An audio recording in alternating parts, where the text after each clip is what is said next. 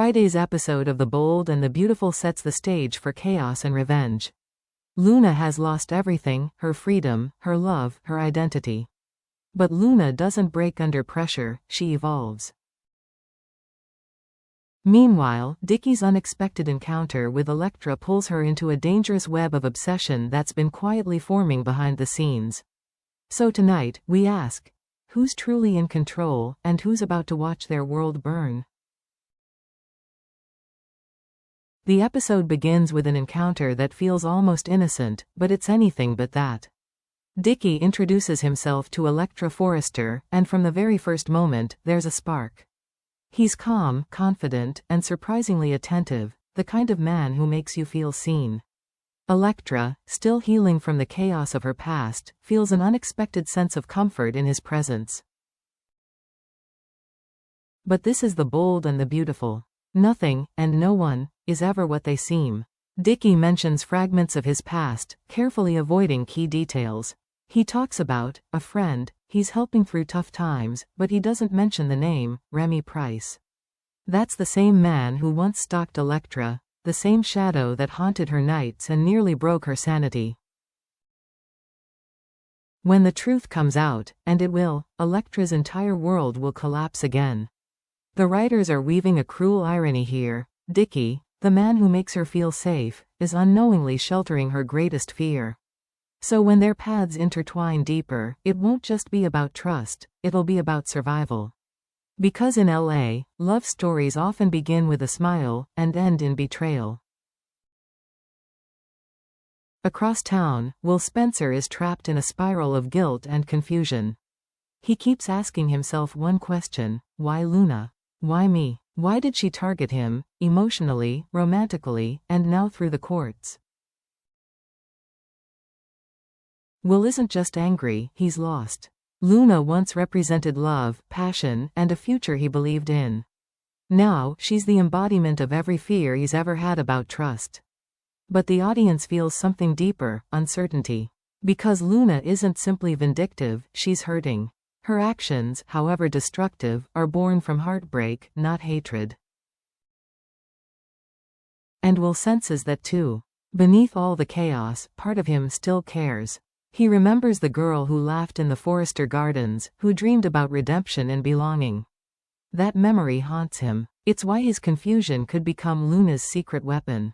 If she realizes he still has a trace of sympathy for her, a flicker of what they once shared, she can use it. One letter, one phone call, one plea for help from behind prison bars, and Will could walk right into her emotional trap. Because when it comes to Luna, love and manipulation are two sides of the same coin, and Will has never been good at telling them apart. At the hospital, the emotional temperature shifts again, this time to icy tension. Finn confronts his mother, Lee Finnegan, about her ruthless attitude toward Luna. To him, it's simple: everyone deserves compassion. To her, it's simple too: actions have consequences. Their conversation begins calmly but grows sharper with every word.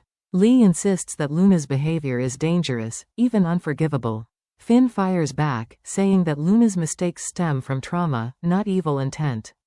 The argument becomes about more than Luna, it's about them. Lee has spent her life building walls to protect her son, to maintain control. But now, Finn sees those walls as barriers to empathy. He challenges her. When did justice stop meaning understanding, Mom? Her silence says everything. This moment draws a clear moral line between them, one defined by love, guilt, and generational difference. Lee's world is logic and order. Finn's is emotion and redemption. But what happens when those worlds collide?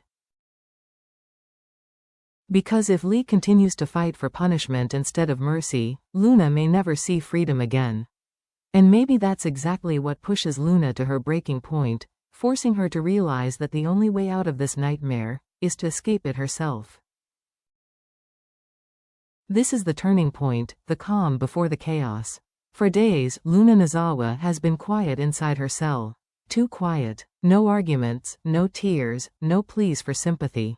But beneath that silence, something dangerous is forming: a plan. She's realized that Will Spencer will never return to her.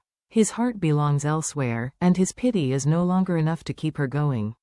That realization changes everything, because when Luna loses hope, she becomes unpredictable. Sources hint that Luna might stage the ultimate performance, pretending to be the victim instead of the villain.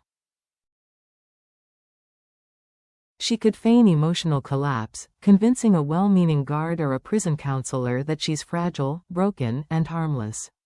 But that's where the manipulation begins. Behind her tears hides strategy. Behind her silence, calculation. Even more shocking, rumors suggest Luna might not be alone in this. Sheila Carter, the queen of prison escapes herself, could step in as her secret mentor. Imagine that duo, the broken prodigy and the seasoned escape artist, united by vengeance and desperation. If Luna learns from Sheila, no wall, no lock, no system will hold her. And when she finally walks out into the night, it won't be as a fugitive. It'll be as a force of nature, ready to settle every score the world owes her. Once free, Luna's next move won't be to run, it'll be to strike. The question isn't if she'll seek revenge, but who she'll go after first. Her list is long and personal. Will Spencer, the man who shattered her heart, is at the top.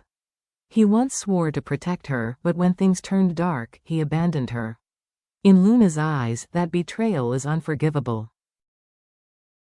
Then comes Elektra Forrester, the woman Luna believes stole Will's affection and turned him against her.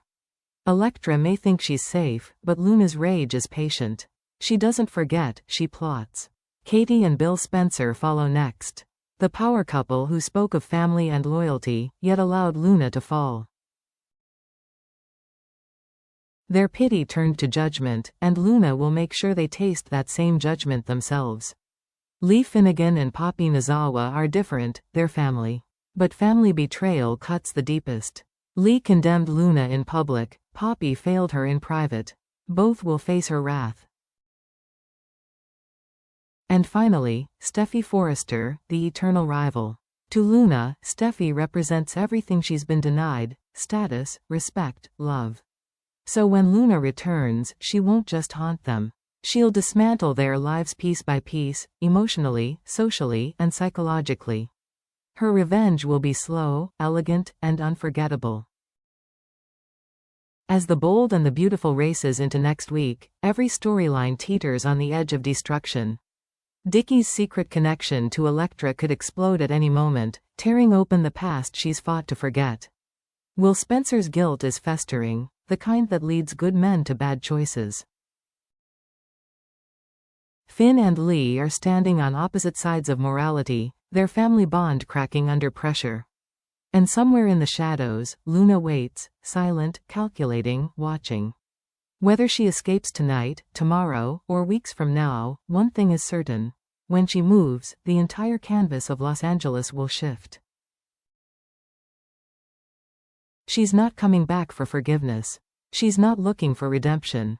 She's coming back to reclaim control, and to make every person who wronged her feel what she felt: powerless. So the next time the lights flicker in the Forrester mansion, someone might hear her voice. A whisper through the darkness, cold and deliberate: "You thought you buried me. But I was never gone." Because Luna Nozawa isn't just returning, she's rewriting the story of the bold and the beautiful forever. So, Bold fans, what do you think? Will Luna escape with Sheila's help? Will Dickie's secret destroy Elektra? Comment your theories below, hit that like button, and subscribe for more bold and beautiful spoilers, breakdowns, and shocking twists.